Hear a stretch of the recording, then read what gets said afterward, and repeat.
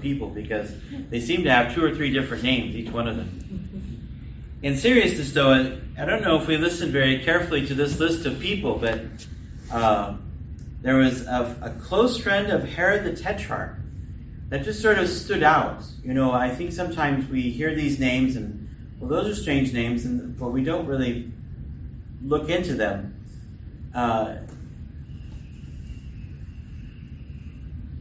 Many times we find things that we're looking for, but there are other moments where God surprises us. No one would have thought, I think, when they first knew of Saul, that he would become one of the greatest apostles of the church, a teacher and one who traveled up and down the length of the known world to proclaim the good news.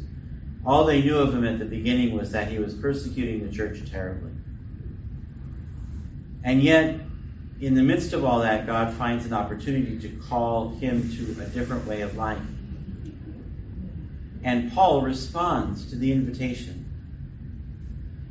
Who else responds to the invitation that we're not even aware? We might see someone and say, oh, I don't know if that person would be someone who's doing the work of God.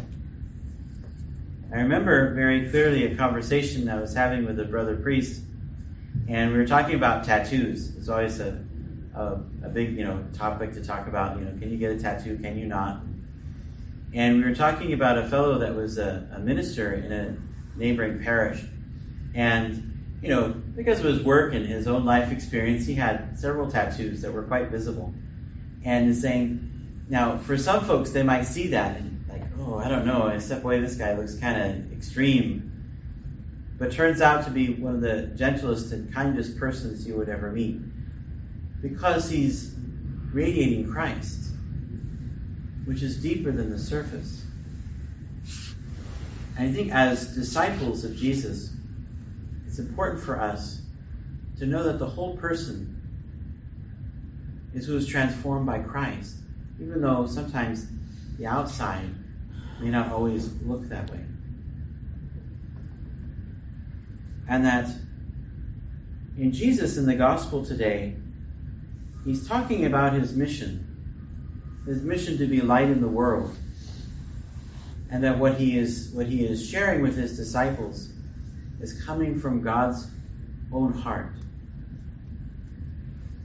Are we as ministers focusing on superficial things, or are we trying to open ourselves up so that God can speak from his own heart through the work that we do, through the ministry that we perform, through the ways in which we treat others around us?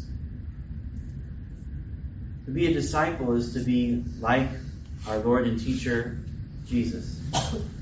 And Jesus boldly proclaims that he is here to share what the Father has taught him, has given him.